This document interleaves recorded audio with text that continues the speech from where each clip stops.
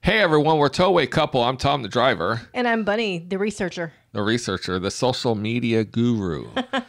So today we're going to talk about unsocial media. Yes, unsocial media. Unsocial media. So we started our videos because one of the things that we tried doing was finding information about towaway and RV transporting. We weren't even looking at drive-away at the time. No, we were just trying to figure out how to get in this business. Right.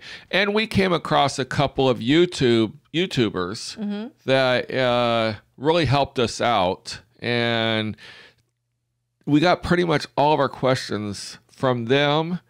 And it got to the point where we were emailing back and forth. So if you follow or look for the Nomadic Couple, and I'll put a link to their YouTube in our description here. They really did help us. They aren't doing RV transport no more. They're doing the van life, and which is kind of cool. I think now it's a trailer. I think they, well, I think they had the trailer. I think they've been doing the van life, but I think they're going back to the RV. But no, we do follow their videos. We watch them and everything. They're really, I mean, it's a fun couple to watch and everything. So there's also some others that are out there doing it. So if you do a search on YouTube for RV transport, I also looked up a lot of Hot Shot. Even though it didn't pertain to RV transport, it did answer a lot of questions about mileage and how to do accounting and how to do different services and stuff like that. So look up Hot Shot, RV transport, stuff like that.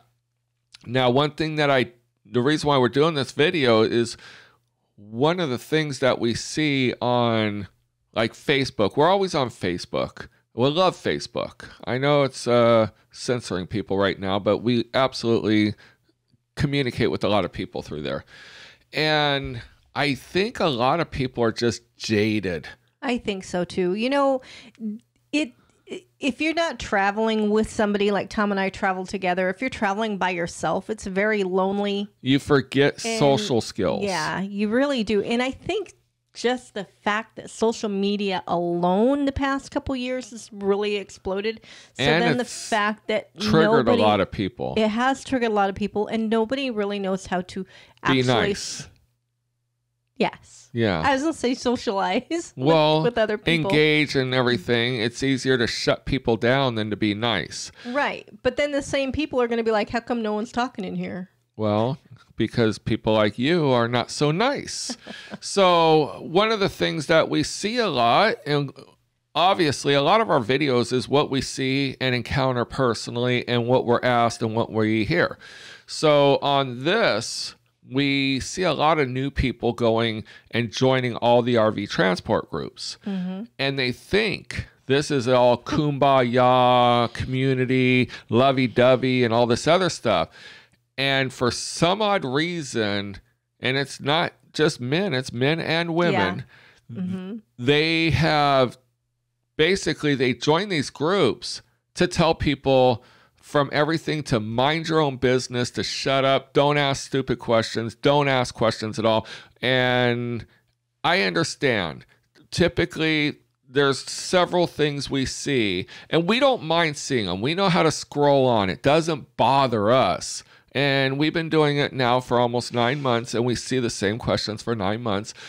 And I know we haven't been doing it for years. Maybe in years we'll be the rude people, but for right now, we're going to be the positive people. But there's the typical question is, who's the best company to work for? And go. Right. What does that mean? And go.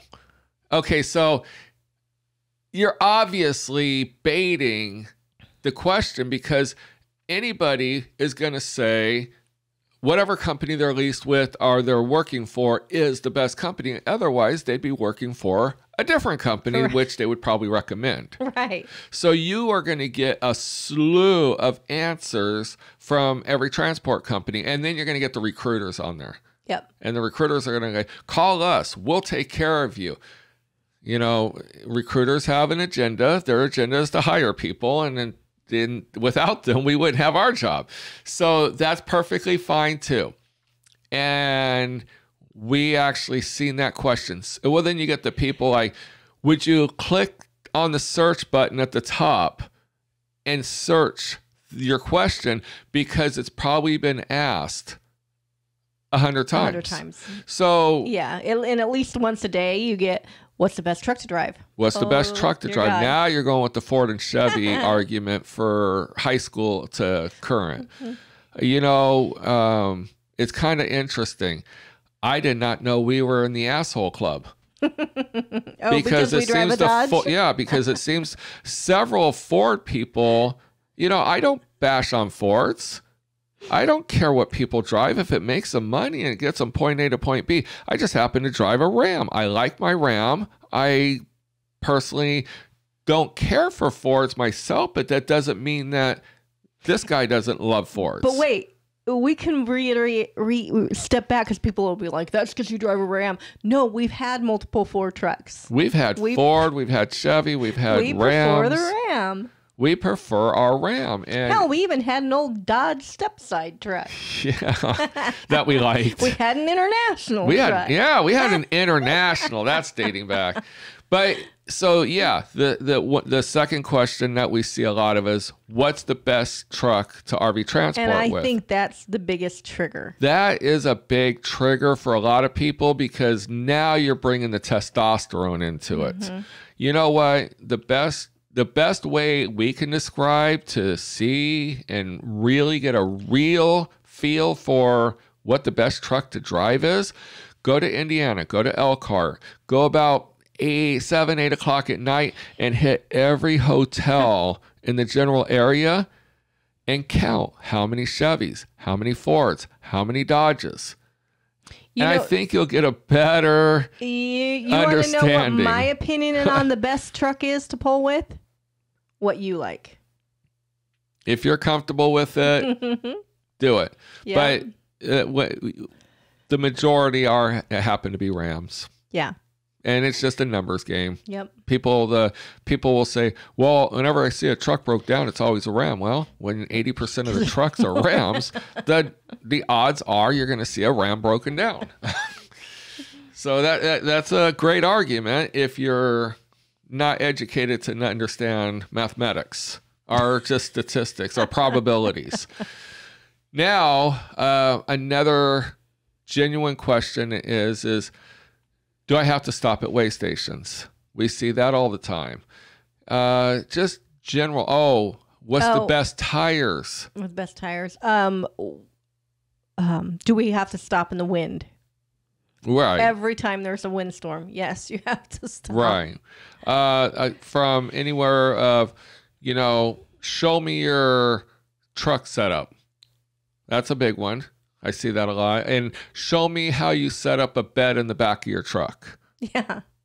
Now, I am going to go a step out too and tell everybody, if you ask these questions, be prepared, because whatever you have, somebody has it better. And they will make sure you know theirs is better and yours is a hunk of junk. Yes. And so some people will jump on, and I kind of love the comments when they say, you spent 5 minutes complaining about this and you weren't positive at all. No, I don't like rude people.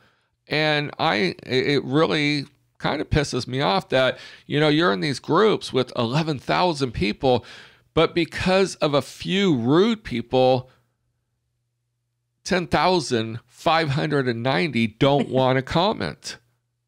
Right. It's just counterproductive. I would say, the rude people will get on there and say, stop asking the same question, go research it, go do this, go do that, when they could just exit out of the group. Right. If they're that triggered by these same questions, we don't mind the same questions. We'll actually answer every time someone asks, what's the best company to drive for? We have a video of what the best company to work for is, and it basically says it's whatever you want out of a company. Go do your research of the company and then find drivers for that company. Not just one, not just three. Get several to get an honest opinion over a course of a bunch of them. We don't mind those questions either, because you know what? There might be something that's brought up in that discussion that you didn't know before. We learn a lot. We learn a lot. Every time someone asks what the best company to work for is, and people comment positively and say, hey, this is the best company. Like, we work for Indiana Transport. Bunny works for Horizon. Bunny's going to work for Indiana. Yep. Okay, so what would we say? Indiana Transport. And what I see is the same thing. Indiana Transport, Horizon, Bennett, Starfleet. They don't say why. And I don't understand. If you're going to take the time to put your company, put all the pluses of why somebody would go to Starfleet over Indiana or Horizon over absolutely. Yes. Bennett or something. You know, in our regular jobs that we're furloughed from, I'm a travel consultant. And so when somebody says, which is the best travel company to go with? Well, I just don't say, okay, this one. Yeah. I tell them why, what we offer that's better than somebody else. And if you're just going to say a company, you're not giving them anything that they didn't already know that company already existed. Besides, they might not know that company existed. Besides the fact, though, too, if people get, especially right now, 4/22/2021 is when we're doing this video. We're currently under a part shortage. A lot of people are stressed out. A lot of people are stressed out. So we're thinking they're just taking it out on people. People don't want to give anybody what is the best company either, because they don't want more drivers to go over there. Yeah. I mean, like I said in a previous video, currently right now, the part shortage is so bad that it's like throwing 10 French fries to 2,000 pigeons. Right. So yeah, people don't want more drivers. No. They want more trailers to pull. Exactly. So, yeah, there is a lot of frustration in these Facebook groups and everything. We actively block people that we see that offer nothing positive to anybody other than to be rude. We block them, and because we don't want to see their rudeness. And we've actually called people out too, and then they kind of back up and they're like, "Oh yeah, I did say that. I didn't mean it to come out that way, but people have genuine questions, especially new people. So if you're new to this and you want answers, we would suggest first going through YouTube channels, not just ours, but go through a bunch of them and then contact them directly. We get messages almost every single day from people saying, hey, like today, someone was asking me about insurance because he was getting a quote of $1,400 and it should be about $300 to $360-ish in that range. Yeah. So I spent time, I contacted someone else, and if we can't answer them, we'll try to find the right answer. Because a lot of these companies, to be honest, when you call them, they don't even have the answer. No. It's a learn as you go industry. And that's why we are doing this video. It's not to bash on Facebook. I think the groups are great. I think a lot of people are great and genuine. You get a lot of information. People give heads up if the freeway's closed due to winds, weather. They keep everybody up and informed too. Right. But I think just a lot of people forget social skills, and that in this pandemic and everything, it's created a lot of hatred towards other human beings. Yeah. The best thing that, like Tom said, that you can do is if you think that it might be a common question, or before you go to ask the question, go up to the top and click the search and see if it's... But type it in different ways. Yeah. Because one way may not trigger the comments or responses from somebody else because they typed it a different way. Try to keep it as low as possible, like best company. You don't have to write what's the best company to work for. Just put best company, and you'll get a much broader range of hits on your search question. Correct. And then that way you don't have to feel like you're about this big because everybody slammed you. That had already been asked 5 hours ago. Are we beating a dead horse? The question today I saw, I think there was like 5 people that posted different images of horses being beat that are already dead. And they're like, are we beating a dead horse again? And it's like, if you got to post that, Don't. Just move on. Move on. I mean, come on. Your life has to be happier than that. Yeah. That can't be the only thing that makes your day. So anyway, let's try to make social media social and not antisocial. And you know, the group admins and everything, if my thought was, if I was a group admin, do I want 10 people that are going to make thousands of people fear posting, or do I want hundreds of people posting because thousands are giving good responses, engaging? Absolutely. Yes. So it's really here or there, not my groups. So nothing I could say, but it seems like it is a mob mentality sometimes. It is. And when somebody posts a negative post towards someone, it triggers other people to post negative posts. And I don't understand it. And it doesn't matter if you're male or female. No, and I don't understand it. If I see someone that posts a positive thing that is exactly what I'd post, I click like and move on. Mm-hmm. There's no reason for me to post it a second time. Nope. It's already been posted. So, but I do like it to let them know that, hey, that's how I would do it. Exactly. Not that I'm any superior or anything like that. Just the way I do it. It's an engagement. Yes. So people like likes. They do like We're likes. like horse. We are.